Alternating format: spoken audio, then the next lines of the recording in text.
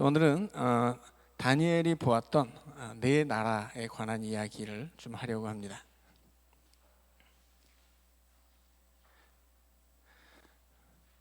구약의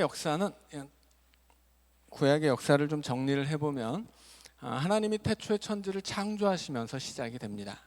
그래서 처음은 창조에서 시작이 되죠. 그런데 이 세계는 영원한 것이 아니에요. 언젠가 끝나게 되어 있습니다. 그 끝을 우리는 종말이라고 말하죠. 이 종말에 있을 일은 뭐가 있냐면 심판과 구원이죠.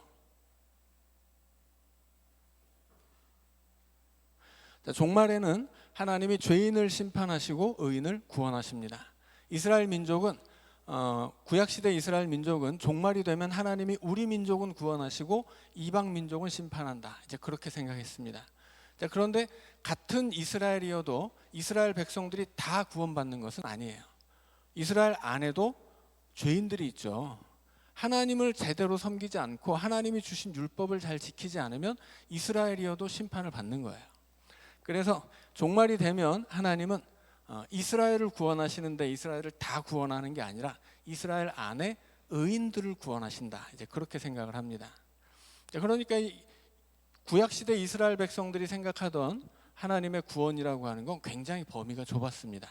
이방 민족은 다 심판을 받아야 되고 이스라엘 안에서도 소수의 의인들만 구원을 받는다고 생각을 했던 거예요. 그러면 이 종말은 세계와 역사의 종말인데 여기서 모든 것이 끝나는 것은 아니죠. 그럼 이 다음에는 뭐가 있겠습니까? 너무 좁네요.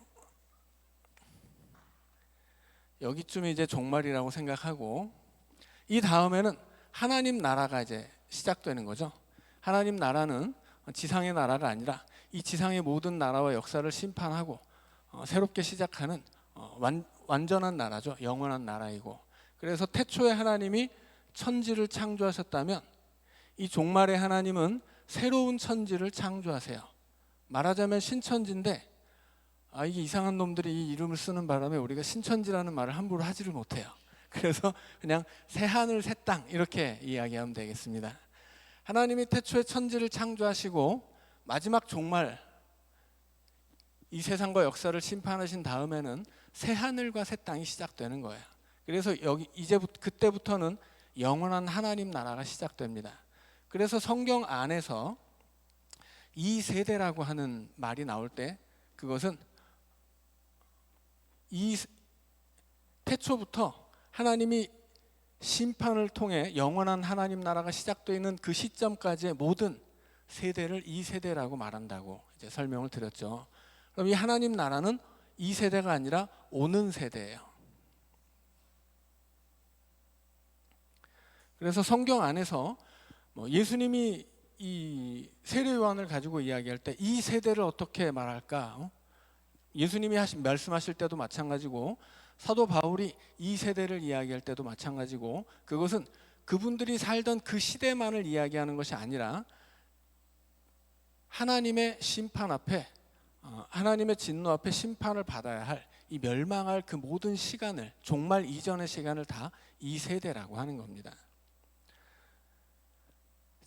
그래서 이것이 이제 구약이 바라보는 어떤 그 역사인데, 이거를 좀 더 입체적으로 바라보려면 이렇게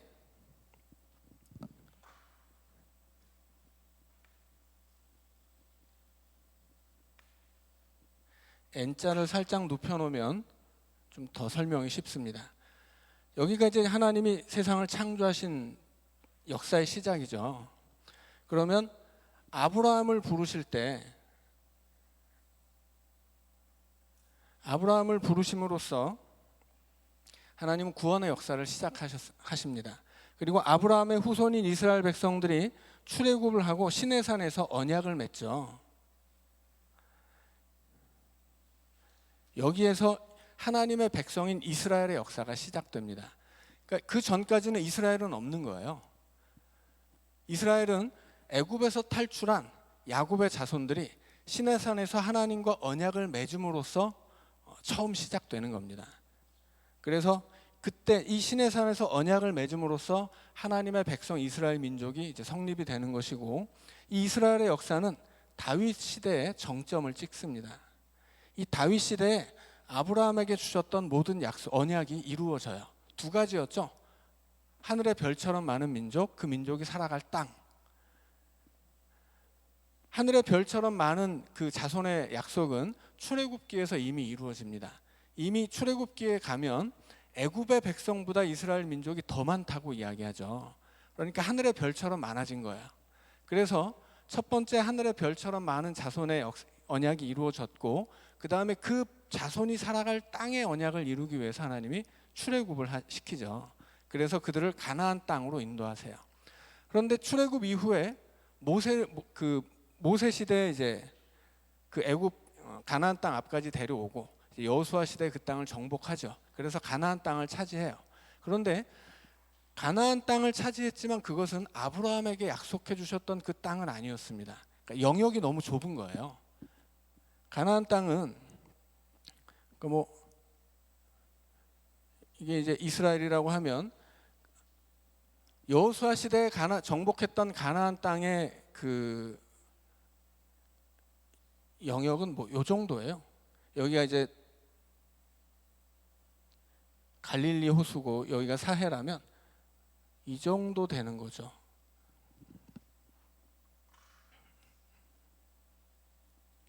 자, 그런데 하나님이 아브라함에게 약속해 주셨던 땅은 북쪽에 유프라테스 강부터 남쪽에 애굽 강까지입니다. 그래서 이 훨씬 더 넓은 땅이에요. 그런데 이 아브라함에게 약속해 주셨던 이 땅의 약속은 비로소 다윗 때 성취가 되거든요. 그래서 이스라엘의 역사는 다윗 시대의 정점을 찍습니다. 이 다윗 시대에 아브라함 언약이 완전히 성취돼요. 그리고 다윗에게 하나님이 메시아 언약을 주시죠. 메시아 언약은 뭐냐면 다윗의 왕권이 영원할 것이다라고 하는 거예요. 그런데 실제로 이스라엘의 역사 안에서 다윗 왕권은 무너지죠. 그러니까 하나님이 약속하셨던 것은 뭐예요? 다윗의 혈통을 이야기하는 것이 아니라 다윗과 같은 하나님이 보내주실 다윗을 모델로 하는 메시아 언약을 주셨던 거예요. 그래서 이스라엘의 역사는 다윗 이후에는 내리막길을 걷고 멸망하게 되죠. 멸망하고 그 다음에 이 다윗을 모델로 하는 메시아 소망을 가지고 살아가요. 멸망한 이후에 다시 나라가 세워지고 다시 세워진 이스라엘은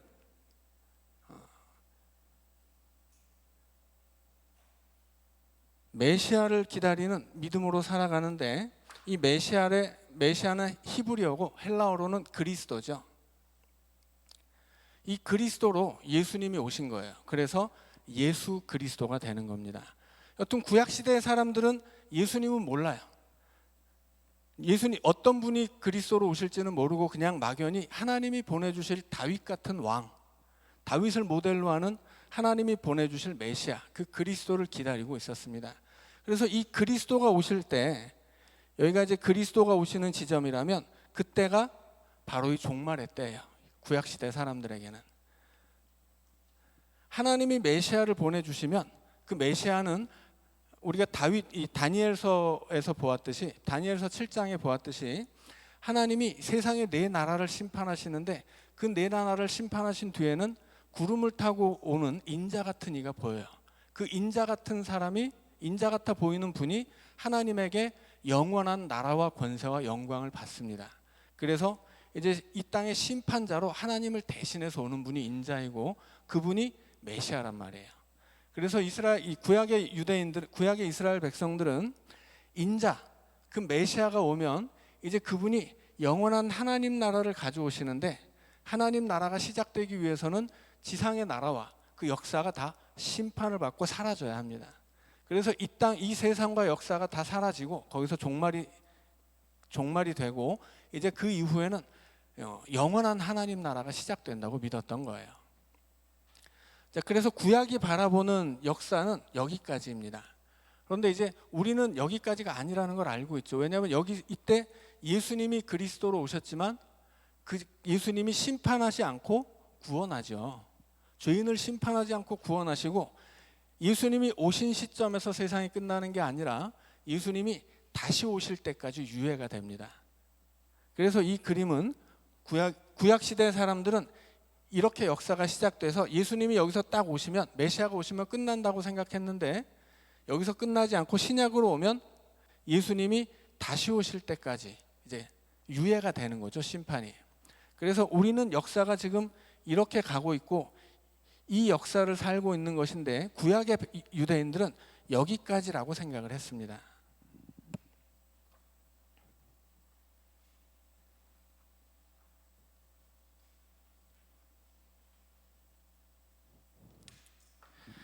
자, 이제 다시 이스라엘의 역사를 보자면, 시내산에서 하나님과 언약을 맺고 이스라엘의 역사가 시작되죠.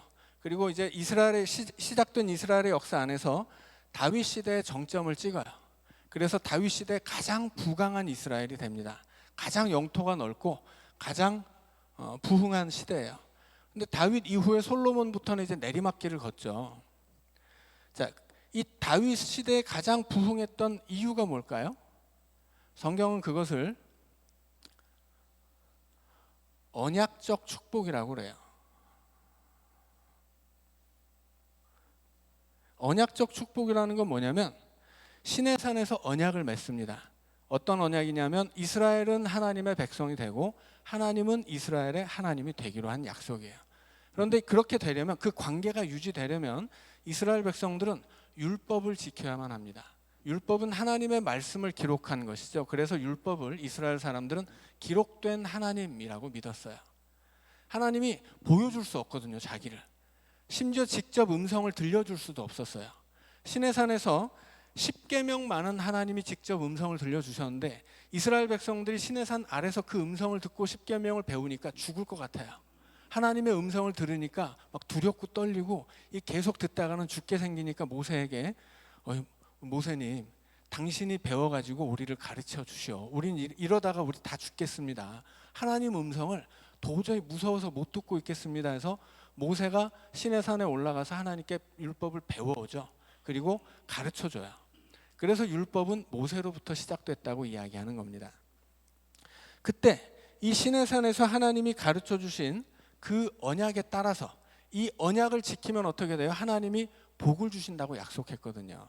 그래서 다윗이 그 하나님의 율법을 철저히 지키고 따라서 하나님께 복을 받고, 그렇게 하나님을 대신해 이스라엘을 다스렸던 다윗의 시대의 이스라엘은 가장 부강한 하나님의 백성 나라가 된 것입니다. 그래서 이 시대를 율법의 시대라고 이야기했던 거예요. 율법을 기반으로 해서, 율법을 지켜서 율법에 약속된 언약적 축복을 받아 누렸던 시대예요. 그럼 뭐 율법의 시대 다음엔 율법이 없어졌느냐? 그렇지 않죠. 율법은 이스라엘의 역사에서 가장 근본적인 토대입니다. 율법은 계속해서 여기 있는 거예요. 그런데 율법을 잘 지켜서 복을 받은 것이 다윗 때까지라는 이야기예요. 다윗 이후에는 어떻게 됩니까? 율법을 어겨요. 율법을 어기면 어떻게 돼요? 언약적 저주를 받게 돼요. 약속했거든요. 니들이 잘 믿으면 복을 줄 것이고, 안 믿으면 너희들은 저주를 받는다. 너희들이 언약을 잘 지키면, 하나님 율법을 잘 지키면 하나님이 약속한 가나안 땅, 그 약속의 땅에서 복을 받아 누릴 것이고, 너희들이 만약에 율법을 지키지 않으면, 언약을 깨버리면 너희들은 저주를 받아서 그 땅에서 쫓겨날 것이다. 그렇게 약속을 하셨어요. 서로 간에, 이건 상호 간의 약속인 거죠. 그래서 다윗 이후에 율법을 어기기 시작한 이스라엘은 이제 멸망을 향해 달려가게 됩니다. 그때 나타난 게 뭐예요? 멸망을 향해 달려가는 이스라엘을 멈추게 하기 위해서 하나님이 일으켜 세운 분들이 바로 예언자예요. 그럼 뭐 예언자가 이전에는 없었냐 하면 그렇지 않아요. 예언자는 계속 있었습니다. 예언자는 계속 있었는데, 예언자들이 본격적인 예언 활동을 하는 시대, 이스라엘이 본격적으로 이스라엘의 역사가 멸망을 향해 달려가고 그것을 멈추게 하기 위해서 예언자들이 본격적으로 활동한 시대를 예언자 시대라고 하는 거예요. 그래서 예언의 시대라고 설명을 했습니다. 이 예언의 시대에는 예언자들은 멸망을 보고 있죠. 그래서 이러다가는 우리 다 죽는다. 이러다가는 우리 앞에 하나님의 진노의 심판이 있으니까 너희들 회개하고 돌이켜라. 이제 하나님 우리에게 주신 율법을 지키며 살아야 된다. 안 그러면 우리 망한다. 그렇게 이야기합니다. 그런데 듣지 않죠. 그래서 결국은 이스라엘은 멸망하게 돼요. 그 멸망의 시점이 586년이에요. 그런데 정확히 586년에 멸망했냐면 그것은 아니에요. 바벨론이 총 4번에 걸쳐서 이스라엘을 침략합니다. 우리가 다니엘 1장에서 보면 바벨론이 제일 처음 예루살렘에 쳐들어왔을 때는 특별히 위해를 가하지 않아요. 그때는 이 밑에 있는 애굽이, 여기가 이제 아프리카죠. 아프리카고 이쪽은 서아시아예요. 이스라엘이 살고 있었던 가나안 땅은 아프리카와 서아시아를 잇는 교통의 요지였습니다. 그래서 이 땅을 누가 차지하느냐에 따라서 굉장히 유리한 고지를 선점할 수 있는 거예요. 그래서 이 가나안 땅은 아프리카를 주도하고 있었던 애굽과 이 메소포타미아 지역을 주도하고 있었던 바벨론 사이에서 항상 위험한 지역이었어요. 항상 이 강대국들이 지배권을 행사하기 위해서 싸우던 장소가 이 가나안 땅입니다. 자, 그래서 이 바벨론의 느부갓네살이 처음에 이스라엘을 쳐들어왔을 때는 그냥 지배권을 확인하기 위해서예요. 그때까지 여호와김이라는 왕이 친애굽 정책을 펼치고 있었거든요. 그래서 갈그미스 전투에서 이 바벨론이 애굽을 무찌른 다음에 이제 당연히 애굽을 이겼으니까, 이집트를 이겼으니까 이 동네 지배권도 자기가 가져오기 위해서 애굽을 물리친 다음에 쳐들어온 거예요. 예루살렘 성을 포위하고서 여호야김 왕을 잡아다가 너 누구 말 들을래? 너 여기서 애굽 편을 들고 죽을래? 아니면 너 앞으로 바벨론 편이 될래? 해가지고 항복을 받은 거죠. 그것이 다니엘이 처음 잡혀갔었던 바벨론의 1차 침공입니다. 그때는 특별히 위해를 가하지 않았어요. 그것이 한 605년 경이고요. 자, 그 다음에는 이제 기원전 598년 경에 여호야김 왕을 여전히 그냥 놔두고 너 앞으로는 바벨론에 협조하라 했는데 이 사람이 다시 애굽 편이 됐거든요. 그래서 반 바벨론 전선을 형성했기 때문에 다시 예루살렘에 쳐들어와요. 그래서 그때는 굉장히 많은 포로들을 잡아가고 여호야김 왕을 폐위하고 여호야긴을 세우고 그 다음에 여호야긴도 바꾸고 그 다음에 이제 그 시드기야를 세우죠. 그래서 철저하게 친바벨론 성향을 가진 시드기야를 세우고 돌아갔어요. 그리고 돌아가면서 그 수만 명의 포로를 잡아갑니다. 그리고서는 586년 경에 다시 한번 쳐들어오는데 바벨론이 세웠던 시드기야가 또 애굽으로 귀순했거든요. 왜 자꾸 이스라엘 왕들이 애굽을 의지하냐면 이것은 이스라엘의 역사에서는 수백 년, 천년을 이어온 전통이에요. 원래 이 가나안 땅은 강대국 사이에 있는데 애굽도 강대국이고 바벨론도 강대국인데 이 강대국들의 성격이 틀립니다. 애굽은 어떤 강대국이에요? 애굽은 나일강이 있는 강대국이에요. 나일강이라는 어마어마한 자원이 있어서 이 사람들은 엄청 평화로운 강대국이었습니다. 해마다 이 홍수가 나면 그 홍수가 굉장히 좋은 이 농사지을 땅을 만들어 줍니다. 강 주변에. 그래서 애굽 사람들은 그 강만 있으면 아주 누구나 먹고 살 수 있었던 시대를 살고 있었거든요. 그래서 성서시대 애굽은 인세의 에덴 동산이었어요. 너무나 기름진 땅에서 뭐 어디 쳐들어갈 이유도 없고 어느 나라든 배가 고프면 이 나라에 와서 밥을 얻어먹을 수 있는 나라였습니다.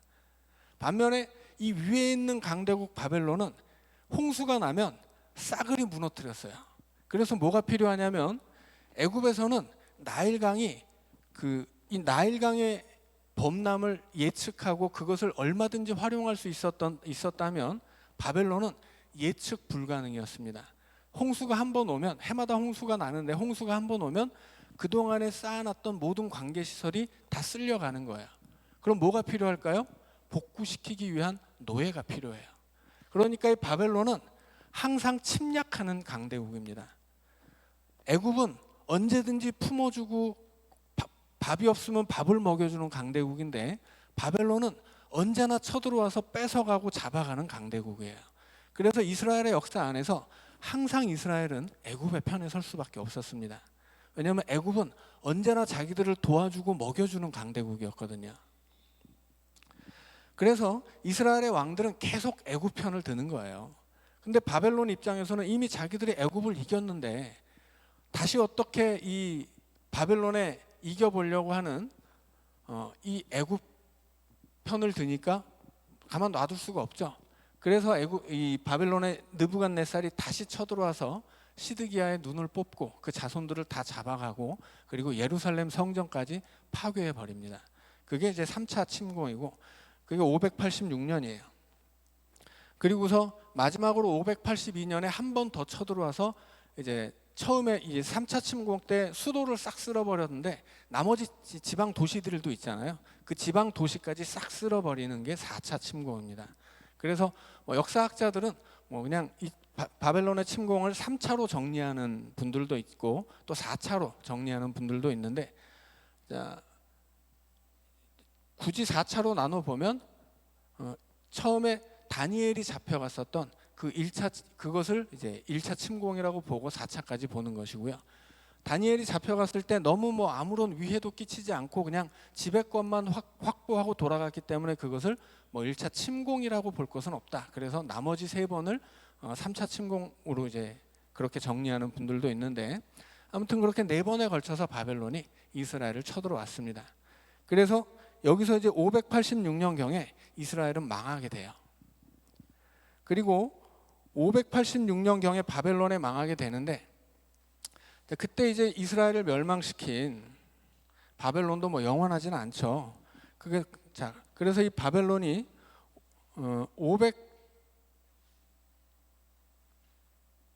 539년경에 여기서 이제 한 50년 뒤죠. 539년경에 바벨론이 멸망합니다. 바벨론이 멸망한 다음에는 어떤 나라가 섭니까? 페르시아가 서죠. 자, 페르시아가 서는데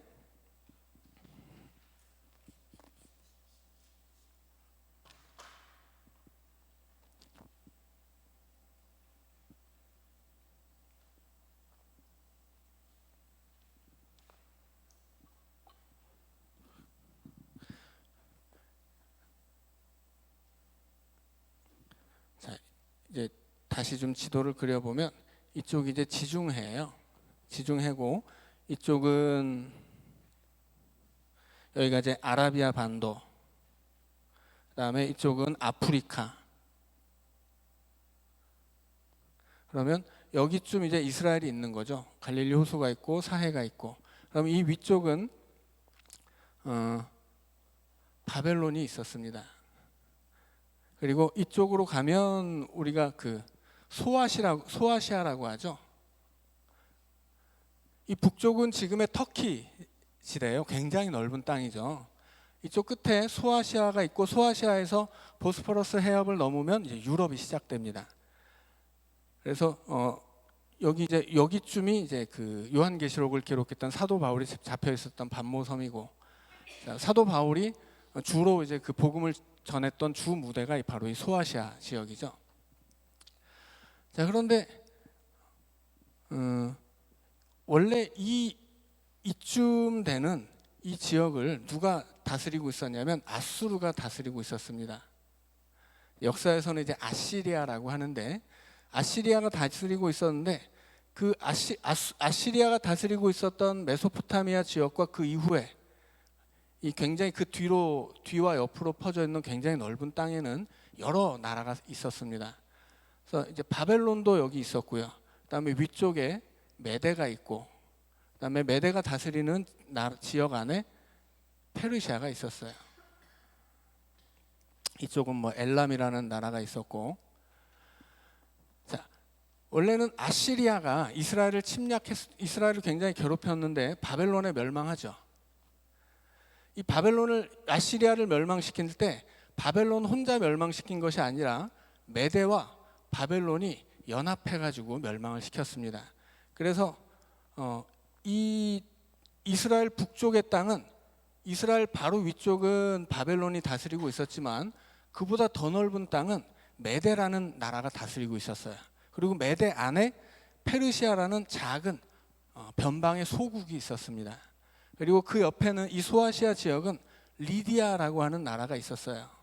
그래서 크게 보면 리디아라는 강력한 나라, 그리고 메데라는 나라, 바벨론이라는 나라, 밑으로 아프리카의 애굽이라는 나라, 이렇게 4대 강국이 있었어요. 그게 이스라엘을 둘러싸고 있는 강력한 나라들이었는데 가장 영향력을 많이 받은 것은 바로 위 북쪽의 바벨론과 바로 남쪽의 애굽이었죠. 자, 그런데 나중에 이 바벨론을 멸망시키게 되는 게 누구겠습니까? 여기 페르시아예요. 페르시아라는 소국은 원래 메데 안에 소속된 나라였는데 페르시아가 고레스라고 하는 키루스라고 하죠. 역사에서는 키루스 2세가 페르시아를 독립시켜요. 메데에서. 그 다음에 메데를 삼키고 그리고 옆으로 가서 리디아를 무너뜨린 다음에 마지막으로 바벨론까지 정복을 합니다. 그래서 우리가 여러분 오늘 나눠드린 표를 보면 7장에서 둘째 나라 페르시아를 곰으로 7장을 보면 다니엘이 본 환상에서 둘째 나라인 페르시아가 곰으로 표현되는데 곰의 입에 뭘 물고 있어요? 갈빗대 3개를 물고 있죠.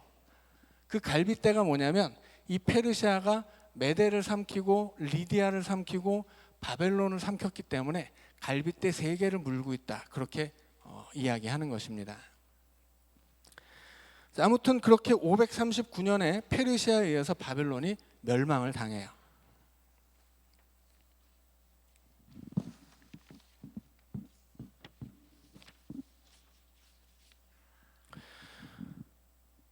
자, 기원전 539년에 바벨론이 멸망을 당하고 그 다음에 516년에 이스라엘 백성들이 성전을 재건합니다. 539년에 그러니까 이 페르시아가 메데를 이기고 리디아를 이기고 바벨론까지 삼킨 다음에 그것이 바벨론을 이겼을 때가 539년이라면 그 다음에 538년에 페르시아의 왕 고레스는 고레스 칙령을 이야기합니다. 그 발표를 해요. 고레스 칙령은 뭐냐면 우리가 정복한 모든 지역에 있는 나라와 민족들이 많은데 그들의 종교와 관습과 문화를 존중해 주겠다. 그리고 이제까지 바벨론에 잡혀와서 억눌려 있었던 모든 포로된 민족들을 해방시켜서 고향으로 돌려보내 주겠다. 그것을 약속한 게 고레스 칙령입니다. 그 고레스 칙령에 의해서 538년에 이스라엘 백성들이 이제 그 고향으로 돌아오기 시작해요. 물론 바벨론에 살면서 고향으로 돌아오지 않은 백성들이 훨씬 더 많습니다. 왜냐하면 그쪽이 훨씬 더 발전한 나라고 살기에 편안하거든요. 이미 70년 동안 그 나라의 포로로 잡혀 있었고 거기서 삶의 기반을 가지고 있었던 이스라엘 백성들은 고레스가 고향으로 돌아가라는 명령을 내렸음에도 불구하고 그냥 그 땅에 남거나 오히려 이 바벨론에서 여러 다른 나라로 퍼져서 살게 돼요. 그리고 돌아온 사람들은 실제로 몇만이 되지 않습니다. 그래서 돌아온 모든 백성을 합해도 6만 명이 되지 않아요. 물론 6만 명이 그 시대에는 뭐 그렇게 적지 않은 숫자이긴 했지만 새롭게 나라를 일으킬 만한 숫자로서는 좀 부족했죠. 아무튼 그렇게 538년에 고향으로 돌아온 이스라엘 백성들은 이제 하나님이 우리에게 허락하셨던 그 약속의 땅으로 가야 한다는 믿음을 가진 사람들이었습니다. 바벨론의 포로 생활을 통해서 그 믿음을 회복했던 거죠. 그래서 이 믿음을 회복하고 하나님이 주신 그 약속을 기억하는 사람들은 다 고향으로 돌아온 거예요. 고향으로 돌아와서 고향으로 돌아올 때 그때가 고향으로 돌아온 사람들에게 그 소망과 계획이 있다면 그것은 성전을 세우는 것이었습니다. 왜냐하면 성전을 세워야 우리의 믿음을 세우는 것이고 성전을 세워야 우리가 믿는 하나님이 거기 거하신다라고 믿었기 때문이죠. 그래서 이스라엘 백성들이 성전만 세우면 우리 민족은 이제 팔자가 피는 거야. 성전만 세우면 이제 우리 민족이 이제까지 받았던 그 모든 억압과 수치는 다 사라지는 거야. 이렇게 생각을 했었어요. 그래서 성전이 우여곡절 끝에 세워지게 되는데 그 시간이 516년입니다. 그래서 586년에 예루살렘 성전이 무너졌을 때, 그때를 기준으로 해서 예루살렘 성전이 다시 세워진 516년까지의 70년을 포로기라고 불러요. 그리고 이 성전이 무너진 것을 이스라엘 멸망의 기준으로 삼고 성전이 다시 세워진 것을 이스라엘 재건의 기준으로 삼습니다. 그런데 이스라엘 백성들이 성전을 세웠지만 그들의 기대가 채워지진 않아요. 성전은 세워졌는데 여전히 페르시아가 다스리고 있죠. 이스라엘은 바벨론의 포로에서는 벗어났지만 여전히 페르시아의 식민지였습니다. 그리고 페르시아가 무너지면 어떻게 돼요? 그 다음에 나타나는 헬라라는, 그리스라는 제국의 식민지가 됩니다. 그리스라는 제국이 무너져도 어떻게 됩니까? 그 이후에 나타나는 로마의 식민지가 돼요. 그러니까 이스라엘 백성들이 어떻게 생각을 했냐면, 예언은 실패했다, 그렇게 생각을 합니다. 그러나 예언이 실패한 게 아니죠. 하나님이 일으켜서 예언하게 했던 예언자들은 너희들이 하나님 말씀 듣지 않으면 나라가 망할 것이다, 예언해서 그 예언대로 나라가 망했어요. 그 예언이 그치지 않고 계속해서 예언자들이 일어섰는데, 그들이 예언한 것은 너희들 성전을 세워야 된다, 성전 세우면 우리 민족이 다시 서는 것이다, 그렇게 예언을 했습니다. 그런데 성전을 세웠지만 다시 나라가 세워지기가 어려웠어요. 왜냐하면 성전만 세웠지 믿음을 세우지 못했기 때문이에요. 그러니까 이것은 예언의 실패가 아니라 이스라엘 백성들의 실패였습니다. 그러나 이스라엘 민족 안에서 더 이상은 예언이 나오지 않아요, 성전이 세워진 다음에. 그래서 말라기 이후로 400년간 예언이 그치죠. 그래서 이스라엘 성전이 세워진 이후에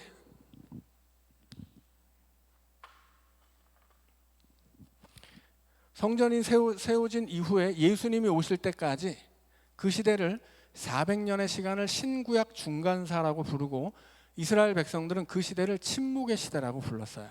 하나님이 더 이상 말씀하지 않는 시대라고 했는데 그렇지 않습니다. 이 시대는 묵시의 시대예요. 자, 다윗 때까지, 시내산 이후 다윗 때까지 율법의 시대라면, 다윗부터 멸망 이후에 성전이 다시 세워질 때까지가 예언자들이 활동했던 예언의 시대입니다. 그런데 성전이 세워진 다음에는 예언이 사라져요. 그러면 하나님의 말씀이 그치느냐, 하나님의 계시가 끊어졌느냐 하면 그렇지 않습니다. 그 이후에는 묵시로서 주어져요. 묵시는 뭐예요? 종말에 있을 하나님의 심판과 구원을, 그를 통해 나타나는 영원한 하나님 나라를 환상으로 보여주는 하나님의 말씀입니다.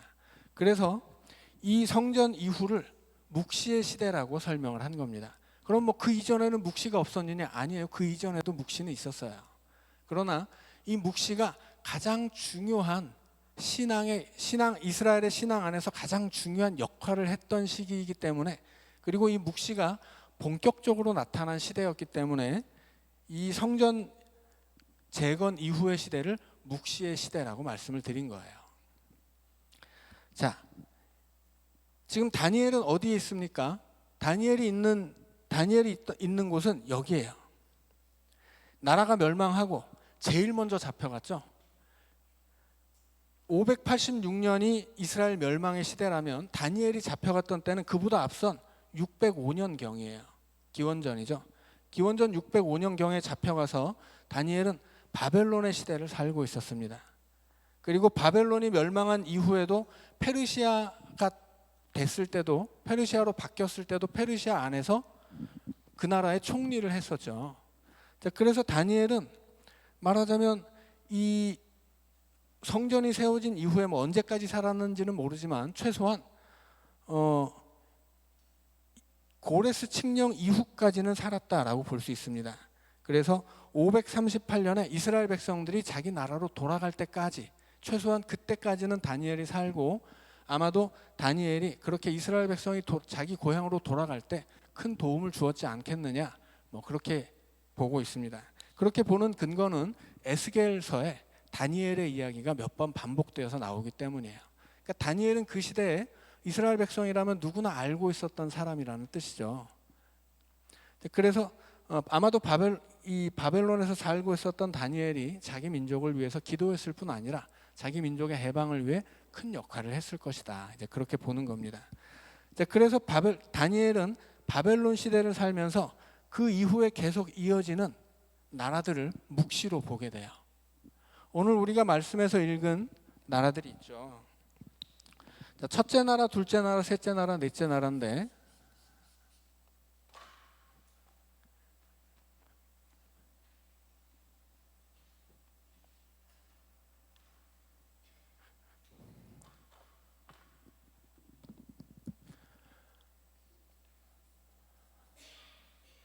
자, 첫째 나라는 바벨론이에요.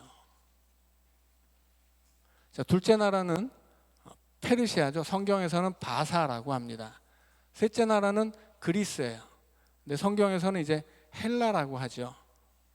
그 다음은 넷째 나라는 로마인데, 다니엘서에서는 로마까지는 이름을 알려주지 않습니다. 다니엘에게 하나님이 명확하게 이름을 알려주는 것은 바벨론, 바사, 헬라까지예요. 그런데 지금 우리는 이 역사를 알고 있죠. 이 역사 속에서 나타난 네 개의 나라를 다 알고 있단 말이에요. 그래서 하나님이 말씀하신 네 개의 나라 중에 바벨론, 바사, 헬라가 우리가 알 수 있는 나라라면 당연히 그 다음에 알려주지 않아도 그 다음에 나타나는 나라는 로마라는 걸 알 수 있는 거예요. 그래서 금신상을 통해서 네 개의 나라가 있다. 이 나라가 끝나면 이 모든 나라를 오늘 우리가 읽은 본문의 말씀에서 이 나라를 부서뜨리는 손대지 아니한 돌이 나오죠. 손대지 아니한 돌, 그것은 이 세상의 나라를 무너뜨리는, 나중에 이제 다니엘이 7장에서 본 환상에 의하면 하나님 나라를 가져오는 인자를 상징하는 것입니다. 하나님이 인자를 통해서 인자를 세상에 보내서 세상의 나라를 심판한다고 하는 거예요. 그 다음에는 어떻게 됩니까? 그 다음에는 영원한 하나님 나라가 서는 거죠. 그래서 다니엘이 본 것은 이 역사예요. 이 역사에 이게 1번 역사라면, 다윗까지의 부흥하는 역사가 1번 역사라면, 솔로몬 이후 망하는 역사가 2번 역사고, 다시 세워진 이스라엘의 역사를 3번 역사라고 해보죠. 이 3번 역사가 시작하는 시점에서 다니엘이 바벨론에 있었습니다. 그리고 이 3번 역사를 시작하는 시점에서 하나님이 그에게 묵시를 통해, 환상을 통해 이 역사를 보여줘요. 장차 이 역사의 종말에 인자가 오실 때까지 이 땅에는 네 개의 나라가 설 것이다. 그 첫 번째 나라는 네가 지금 살고 있는 바벨론이고, 두 번째 나라는 바사이고, 셋째 나라는 헬라이고, 넷째 나라는 뭐 어떤 나라인지는 모르지만 하여튼 쇠 이빨 같이 뭐든지 다 씹고 부수는 나라다. 이제 그렇게 말씀을 하시는 거죠. 그래서 하나님이 다니엘이 자기 민족의 해방을 위해서 처음에 기도한 게 뭐예요? 70년이 지나면 우리를 구원해 주십시오 하는 거였어요. 예레미야가 예언했던 이 70년 포로 기간이 끝나면 우리나라가, 우리 민족이 회복되게 해달라고 기도했는데 하나님의 응답은 뭐예요? 70년 아니라 71회다. 70 곱하기 7이다. 그렇게 응답하셨죠. 그래서 71회, 이 71회는 70 곱하기 7이에요.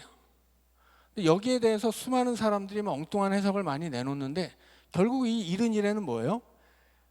예수님이 메시아로 오실 때까지 다니엘이 살고 있었던 바벨론부터 이 3번 역사를 말하는 기간이에요. 그래서 이 71회는 어떤 그 이후에 우리도 모르는 어떤 미래가 아니라 예수님이 이 땅에 하나님 나라를 가지고 예수님이 이 땅에 오실 때까지, 다니엘이 살고 있었던 바벨론부터 예수님이 오실 때까지의 기한을 71회라고 말하는 것입니다. 그래서 이 71회 안에 세상에 강력한 네 개의 나라들도 나오겠지만, 결국 그 나라를 세우건 나라가 세워지건 왕이 세워지건 그것은 다 하나님의 주권 안에 있는 것이며, 결국 이 땅에 세워지는 그 모든 나라를 하나님이 인자를 통해 무너뜨리고 영원한 하나님 나라를 가져오실 것이다 라고 약속하는 말씀이 다니엘의 이야기입니다. 그러니까는 우리는 이 71회가 정확히 어떤 것인지 설명할 수도 있지만 좀 복잡하니까 안 하더라도, 이 71회가 큰 틀에서 지금 이 3번 역사를 시작하는 시점부터 예수님이 이 땅에 오실 때까지, 예수님이 하나님 나라를 가져오실 때까지의 기간이라는 걸 알 수 있습니다. 그러니까 그 이후에 무슨 우리도 모르는 어떤 미래를 말한다고 이야기하는 사입이나 이단의 이야기를 귀담아 들을 필요가 없다는 거예요. 다니엘에게 보여주신 환상은 이 세 번째 역사를 보여주는 겁니다. 이 세 번째 역사를 하나의 신상으로 보여주기도 하셨고 바다에서 올라오는 네 개의 짐승으로 보여주기도 하셨다라고 하는 거예요. 그리고 그 안에서 가장 다니엘이 볼 때 가장 이스라엘에 해악을 끼친 나라가 헬라 제국 안에 있어요. 그래서 이 헬라 제국에 대해서 10장, 11장이 굉장히 자세하게 이야기합니다. 그러나 그럼에도 불구하고 로마가 남아있죠. 결국 이 세상의 제국들은 어느 하나 다름없이 하나님 백성을 억압하고 하나님 섬기지 못하게 하는 악의 제국이고, 결국 이 우상과 같이 하나님을 대적하는 나라들은 다 무너질 것이니까 세상에 어떤 나라가 세워지든 그 나라가 얼마나 강력하든 개의치 말고 저항해라. 그 앞에 무릎 꿇지 말아라. 너희들은 오직 하나님의 백성이니까 세상 나라의 백성 되지 말고 하나님만 섬기며 살아라 말하는 것이 다니엘서가 우리에게 하고 싶은 이야기입니다. 그래서 오늘 뭐 여러 가지 들려드리고 싶은 이야기는 더 많았는데 시간이 너무 많이 지났기 때문에 오늘 여기까지 하고요. 이제 다음 시간에는 다니엘서에 나오는 숫자들이 되게 많죠. 이 숫자들은 요한계시록에도 다시 한번 등장하기 때문에 이 숫자들에 대한 설명을 좀 해드리려고 합니다. 자, 여기까지 하고 기도하고 마치겠습니다. 사랑의 하나님, 이 세상의 역사를 하나님이 주관하시는 것처럼 오늘 우리의 인생도 하나님이 주관하신다는 사실을 알게 하여 주시옵소서. 결국 이 세상의 나라가 다 무너지고 사라지며 영원한 하나님 나라가 올 것이니 우리가 사는 이 세상 나라 속에서 우리가 여전히 하나님 백성으로만 살게 하여 주시고 이 세상의 그 무엇 앞에도 무릎 꿇지 않는 다니엘과 같은 믿음을 우리에게 허락하여 주시옵소서. 예수님 이름으로 감사하며 기도하옵나이다. 아멘.